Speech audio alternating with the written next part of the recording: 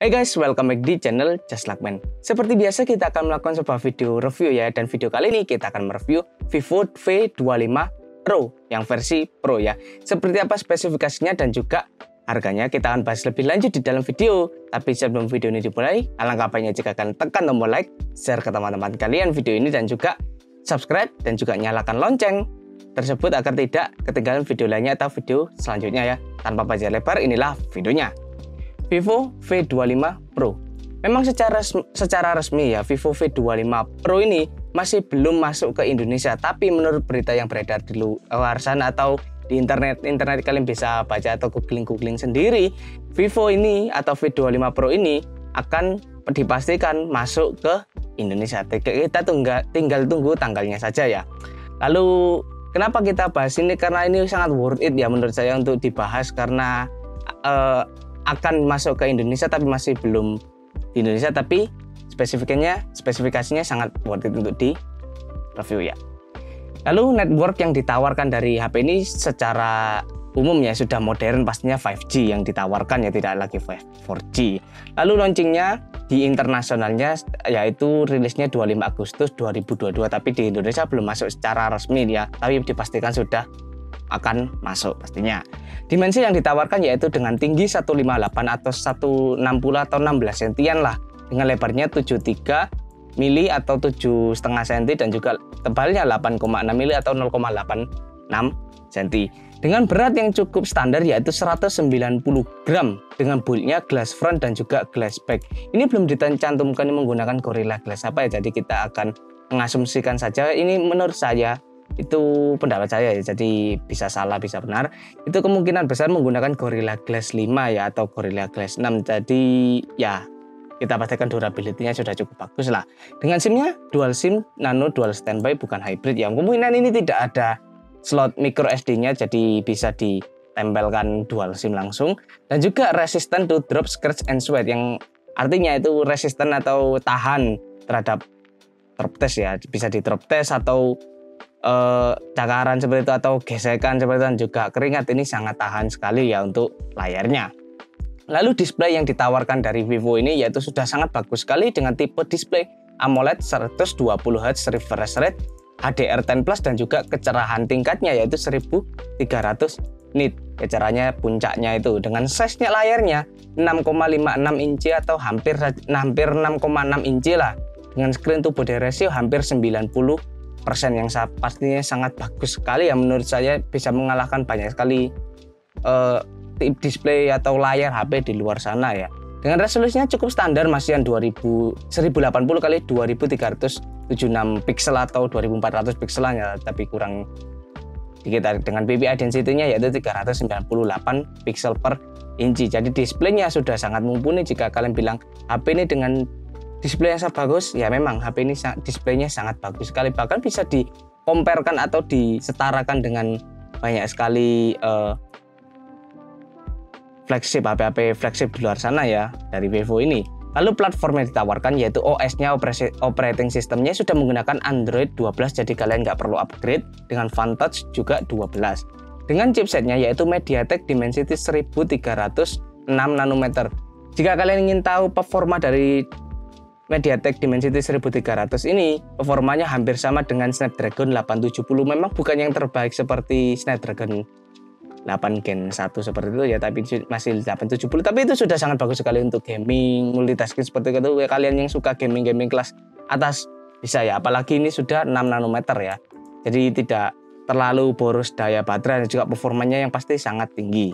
Lalu CPU konfigurasinya seperti biasa standar octa-core 1x3 GHz, 3x2,6 GHz dan juga 4x2 GHz. Dengan GPU-nya sudah terintegrasi dengan menggunakan Mali G77 MC9.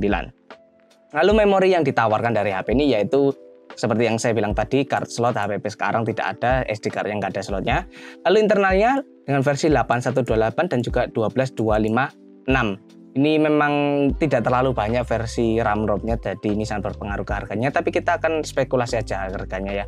Lalu untuk dilengkapi dengan teknologi UFS 3.1 ya, dengan main kamera Kamera utamanya triple kamera 64 megapiksel wide, 8 megapiksel ultra wide, 2 megapiksel makro, dan juga fiturnya LED flash HDR panorama dengan video capture-nya 4K 30 fps dan juga 1080 30 fps.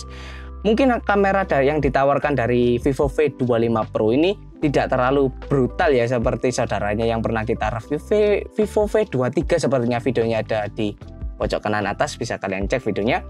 Memang kamera ini tidak terlalu sangar seperti 108 megapiksel, tapi cuma 648 dan juga 2. Memang ditawarkan seperti itu, mungkin hasil jepretannya juga tidak terlalu, mungkin bukan tidak terlalu bagus sih, lebih ke bagus cuma tidak pol seperti itu, tidak sangat lah sepertinya, tapi bagus. Lalu mungkin yang ditawarkan karena ini HP baru, teknologi dari kameranya mungkin bisa ditawarkan lebih tinggi daripada kamera HP sebelumnya, jadi hasil yang ditawarkan mungkin lebih tinggi meskipun megapikselnya tidak terlalu brutal ya seperti itu. Lalu selfie kameranya sudah sangat bagus sih menurut saya dengan 32 megapiksel wide, namun fiturnya hanya sedikit yaitu cuma HDR dan juga 1080 30 fps. Lalu soundnya, loudspeakernya pasti ada ya speakernya, tapi tidak ada jack 3,5 mm ya untuk cop-copan Bluetooth, earphone, headphone seperti itu tidak ada, jadi kalian harus full menggunakan Bluetooth ya. Lalu komunikasi WiFi pasti ada, Bluetooth-nya sudah 5.2, lalu GPS-nya pasti ada ya. Dengan NFC sayangnya tidak ada, jadi kalian yang suka pengguna atau memang sekarang pengguna NFC, saya nggak recommended sih untuk membeli HP ini ya meskipun akan rilis di Indonesia. Lalu radionya tidak ada, USB-nya USB Type-C 2.0 USB on the go. Fiturnya sendiri sudah ada fingerprint pastinya under display optical di bagian bawah layar ya, pastinya sudah standar fingerprint itu. Lalu accelerometer, gyro, proximity, kompas, dan juga color changing back panel color. Jadi mungkin kalian belum tahu, mungkin color changing back panel color ini warna dari panel belakangnya atau bagian belakang dari HP itu akan berubah warna jika dikasih cahaya yang berbeda ya seperti itu. Dengan baterai yang ditawarkan yaitu lithium polymer 4830 mAh atau 4830 mAh. Memang tidak standar atau memang tidak biasa, mungkin kalian yang suka angka-angka yang rasional seperti 5000 mAh, 4500 mAh mungkin ini tidak biasa mungkin ya. Non removable fast chargingnya 66 watt, 40% dalam 15 menit dan juga 71% dalam 30 menit menurut iklannya. Lalu harga yang ditawarkan ini internasional, jadi ini bukan harga Indonesia ya, 440 euro, berarti kalau dirupiahkan sekitar 6,5 juta lah. Jadi kita bisa simpulkan dari Vivo V25 Pro ini merupakan HP yang ya performanya cukup bagus lah.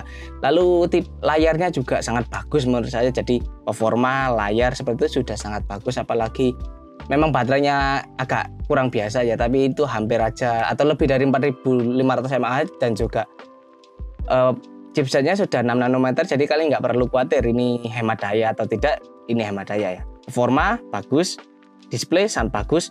Mungkin untuk fitur kamera ya, kameranya sendiri itu agak gimana gitu Kak, kameranya agak minus lah menurut saya dari HP ini, dan juga harga yang ditawarkannya itu 6,5 juta.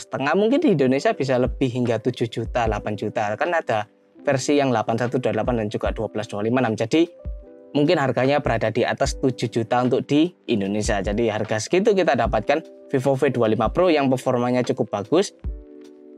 Displaynya sudah cukup bagus, namun kameranya yang agak minus. Jadi seperti itu, mungkin fitur-fitur kameranya lebih plus daripada yang versi sebelumnya, tapi untuk kameranya sendiri agak minus ya. Jadi kita nggak bisa bilang kalau ini mungkin jadi flagship next flagship dari Vivo, ini nggak bisa, karena itu tadi memang performanya bagus, lalu displaynya bagus, tapi kamera itu sangat berpengaruh karena itu salah satu poin penting dari sebuah HP ya, kamera itu ya. Jadi seperti itu video review dari Just Lakukan. Terima kasih buat kalian sudah nonton hingga saat ini ya. Jangan lupa kalian tekan tombol like, share ke teman-teman kalian, dan juga subscribe, nyalakan lonceng notifikasi agar tidak ketinggalan video berikutnya atau video selanjutnya. Saya Just Lakukan pamit undur diri, sampai jumpa di video selanjutnya. Saya tunggu di Just Lakukan. Bye bye.